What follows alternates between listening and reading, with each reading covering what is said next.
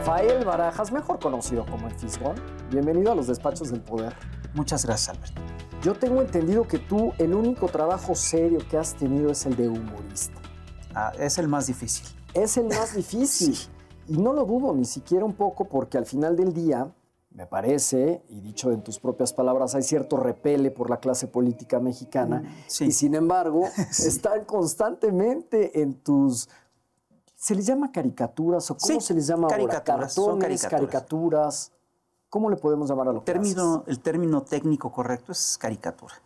La caricatura es básicamente una técnica de dibujo que consiste en exagerar los defectos del retratado. Entonces, pues eso y es un género satírico, por lo tanto, ¿no? Entonces, está bien. El término correcto es caricatura. Pero son décadas que llevas, sí, Rafael, evidentemente, ¿no? Iniciaste en 1+1, luego La Jornada, luego has tenido por ahí distintas publicaciones, etcétera. ¿Para qué se debe uno de reír de su tragedia? Mira, yo creo que la gente en general se ríe de eso. Es decir, si tú revisas todos los chistes que tú conoces, todos, tratan de situaciones desesperadas, angustiantes, dolorosas, hablan de la muerte, hablan del dolor, hablan de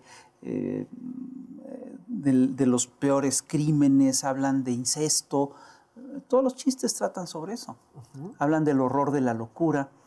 Y prácticamente todos las grandes comedias de la literatura tienen como temas los mismos temas de las grandes tragedias. Por ejemplo, si tú revisas Lady Macbeth, el tema es la locura. Si tú revisas Macbeth, el tema es la locura, ¿no? Y el tema del Quijote es el mismo, ¿no? Si tú revisas, por ejemplo,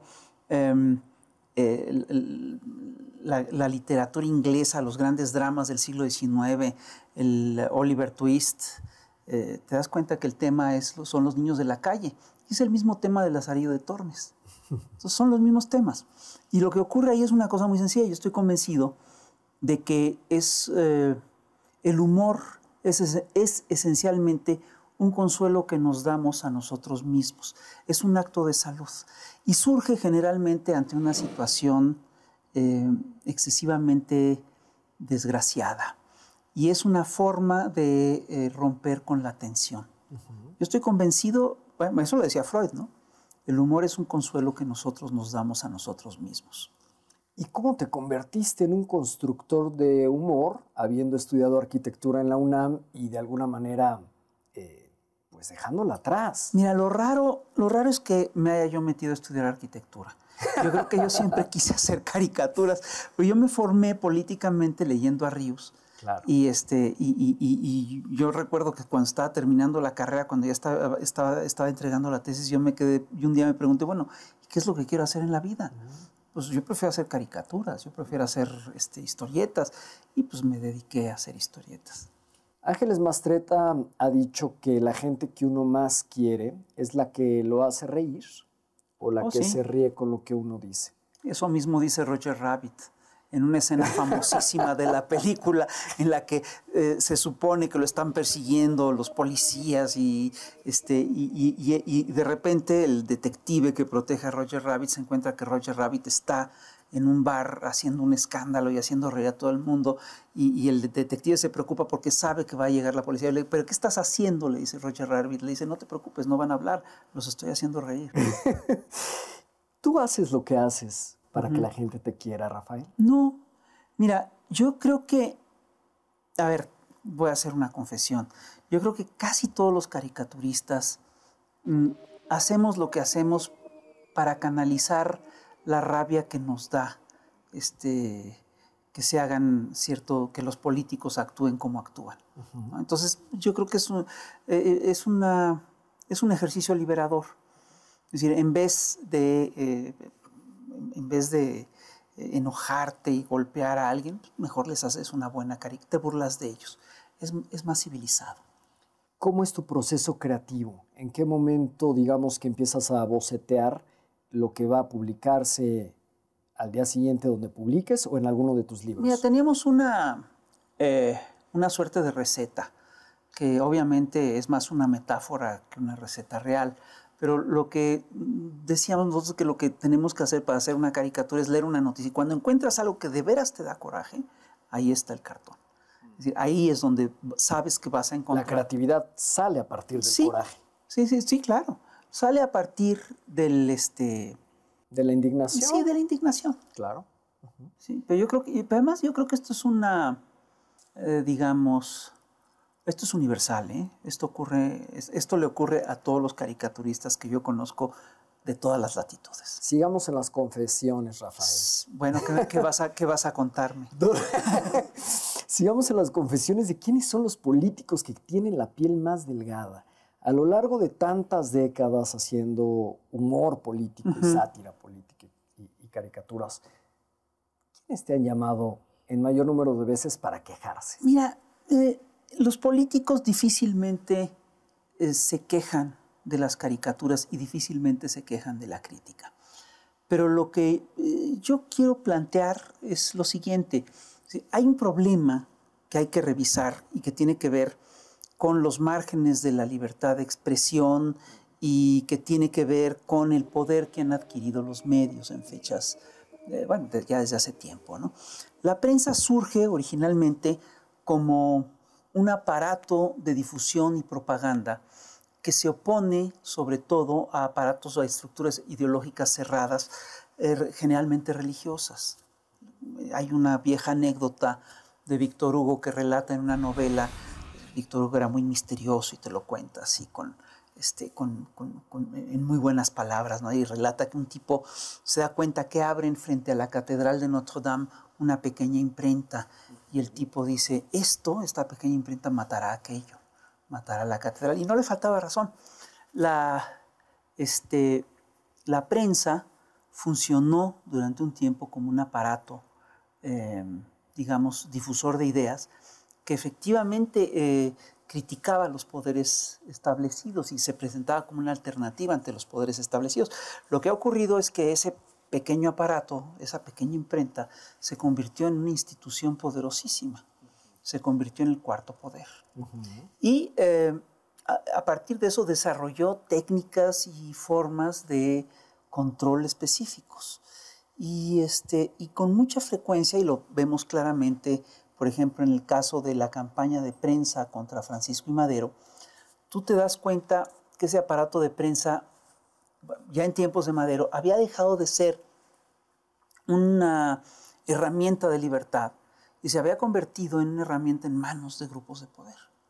Y eso es lo que estamos viviendo hoy en día, y eso por supuesto que plantea problemas serios en términos de libertad de expresión. Sí, plantea problemas serios. Además, te has dedicado a investigar sobre la caricatura, la influencia durante el siglo XIX. Mira, tú investigas sobre la Diana Cazadora, yo investigo sobre... Y cada quien vamos investigando sobre cada lo que quien nos tiene interesa. sus pasiones. ¿Cómo le explicas, Rafael, a un millennial o a un centennial la importancia de la caricatura como crónica del poder político y que no es un símil, o quizás sí, de un meme? Pues me quitaste las palabras de la boca. Yo le diría, mira, eran los memes primitivos. Ah, de plano. Pues yo sí creo que las caricaturas durante mucho tiempo tuvieron esta función. Y no es una cosa menor. Yo estoy convencido de que los memes son un poquito el aparato nervioso de la sociedad, ¿no? Son un poquito los reflejos de la sociedad. Es decir, cuando tú lees los memes, lo que estás leyendo son las reacciones inmediatas ante la información. Y en el siglo XIX este sistema era mucho más lento que el de las redes sociales y obviamente los periodistas se tardaban más en fijar estas imágenes y sobre todo se tardaban más en reproducirlas, ¿no? Sin embargo, yo creo que esto es lo que eran las caricaturas y esto es lo que han sido las caricaturas todavía. Hoy en día en las redes sociales se utilizan muchísimo las caricaturas como memes. Ahora quiero ir al origen de los tiempos. ¿De dónde nace el Fisgón? Porque antes tenías otro seudónimo durante mucho tiempo. ¿En qué momento se divorcian? Mira, o adquieren cada uno su identidad. Yo empecé firmando como el cuentagotas porque me salían así las ideas a cuentagotas. La gente piensa que los caricaturistas tenemos una vida muy fácil. Si te ocurre una idea, haces tu trabajo y ya te vas tranquilamente emborracharte o a... ¿Y no es así? No, pues no, para nada. Todos los caricaturistas que yo conozco se la pasan sufriendo para sacar una caricatura publicable al día. No, ni siquiera te estoy diciendo una buena caricatura, una caricatura publicable. A veces se hacen buenos materiales, ¿no? A veces efectivamente el caricaturista da en el blanco y hace una caricatura muy acertada, pero lo que no puede hacer es publicar un trabajo impublicable. Es decir, es entregar una caricatura de mal nivel, de baja calidad. Y eso es muy difícil.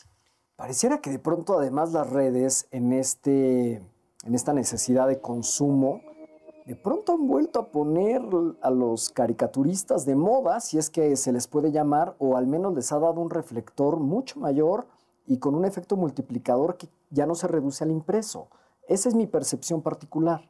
¿Tú qué opinas? Mira, yo creo que sí es cierto que los caricaturistas hoy en día tienen presencia en las redes, pero no sé si el impacto sea mayor ahora o si era mayor, por ejemplo, en tiempos de Ríos o en tiempos de Abel Quesada.